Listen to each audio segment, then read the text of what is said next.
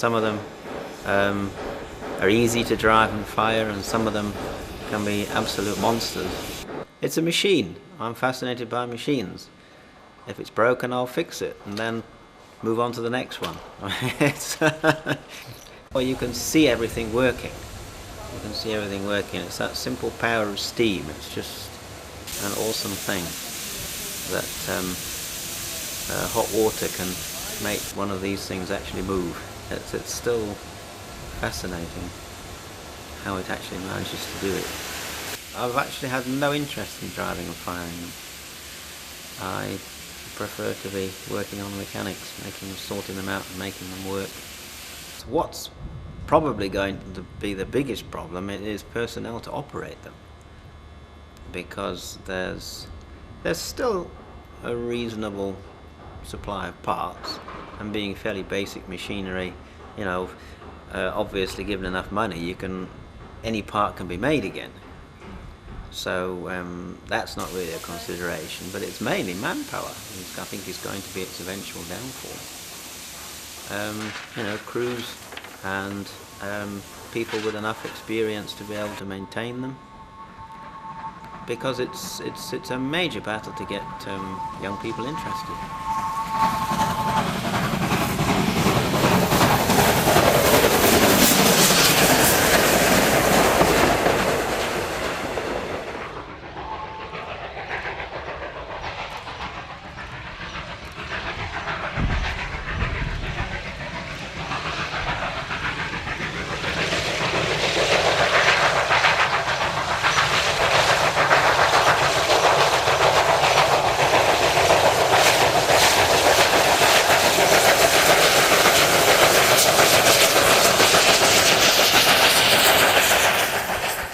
I've been photographing steam locomotives since the late 1970s. During that time in South Africa, steam locomotives were in regular service.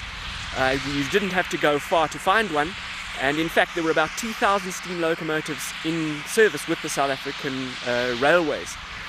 Unfortunately, the so-called progress occurred, and the steam locomotives were phased out in the early 1990s. But fortunately, a number of organizations have continued operating these magnificent engines, and not just the small branch line engines, these wonderful big mainline engines like the Class 25 NC, Class 15F, Class 15CA, and many of the Garrett engines.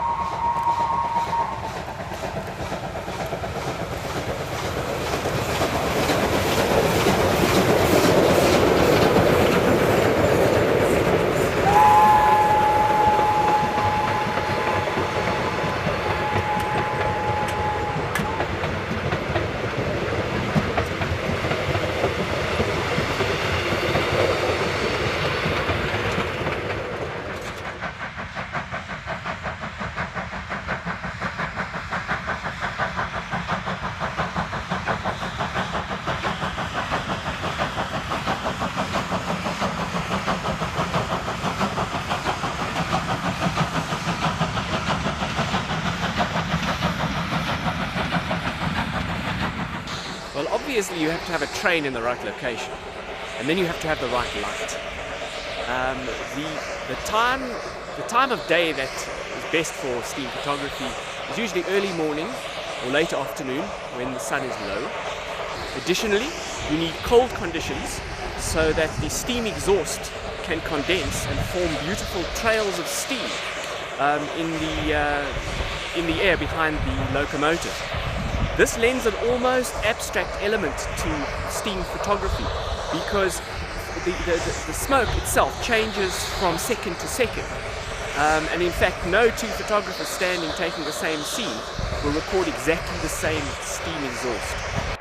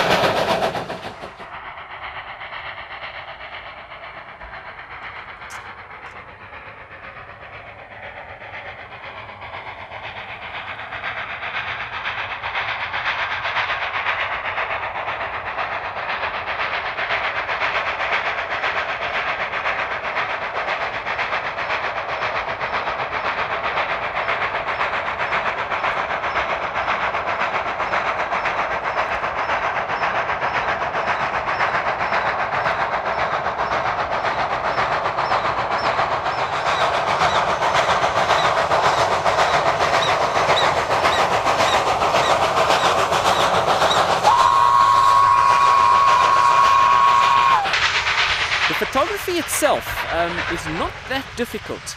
You obviously seldom need a tripod because you're moving a lot of the time. You select high shutter speeds. An ordinary single lens reflex camera, either a film camera or a digital camera, is absolutely ideal, preferably with a medium to short telephoto lens. And many photographers actually use two cameras, one with a standard lens on and the other with telephoto zoom on. Exposure will often be to taste, and the kind of photography really is a very interesting mixture between landscape photography and action photography. Obviously your main subject is a moving subject, so you have to have high shutter speeds, and a high shutter speed usually means 250th of a second. So if you're using film, you use at least 100 ISO, and obviously if you have a digital camera, possibly to set the camera at 200 or even 400 ISO would be an advantage.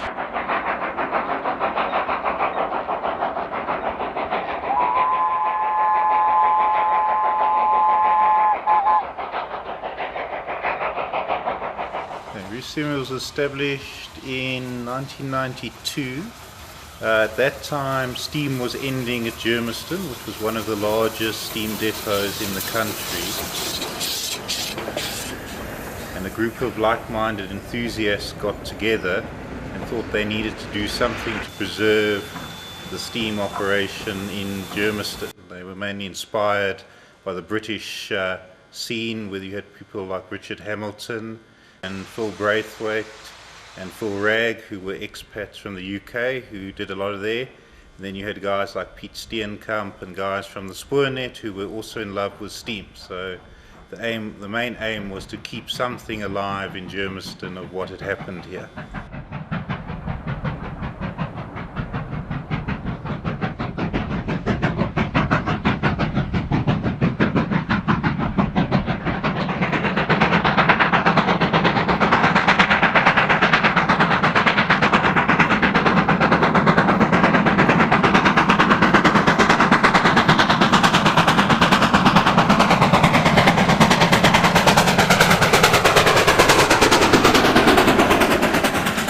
Locomotives are very labour intensive.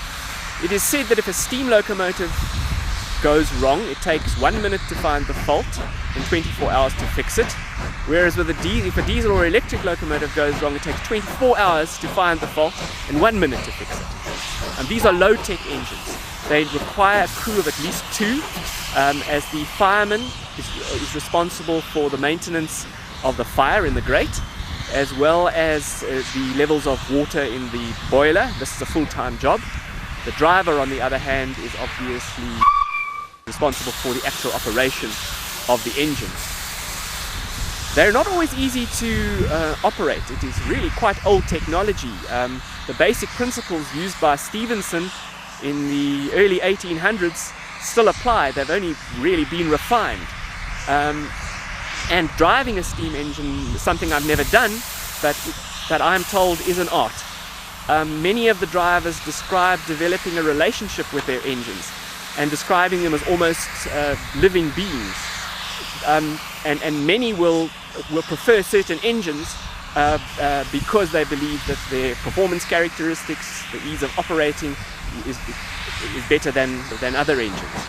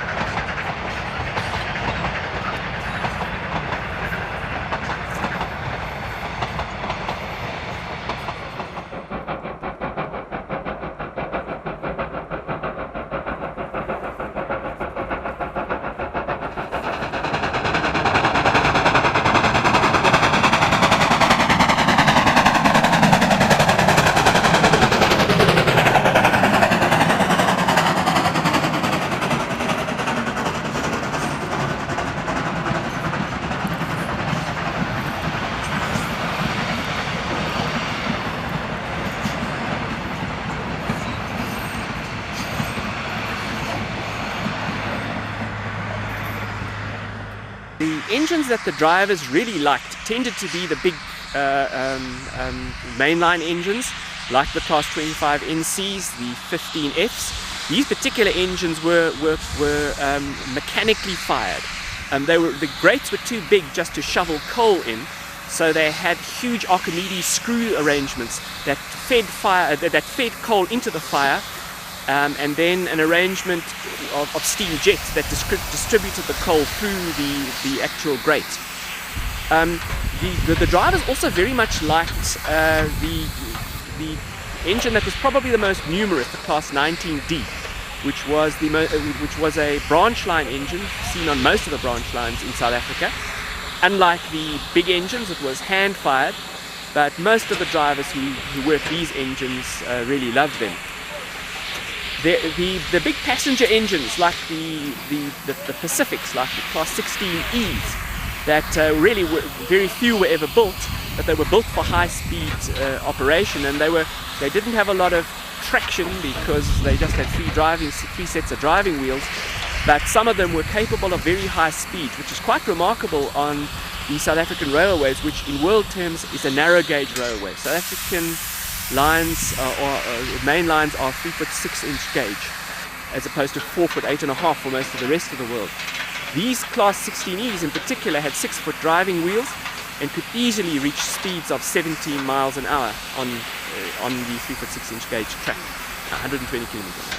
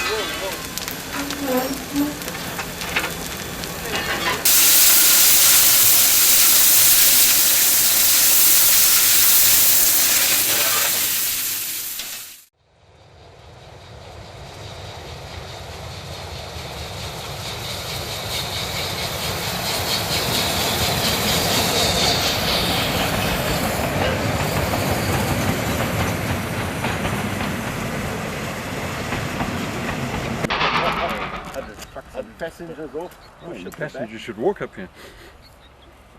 Yeah, they should actually. Jump on as it goes past. Passengers should just walk forward, yeah. The passengers should go to the back and push. Yes, light on the low.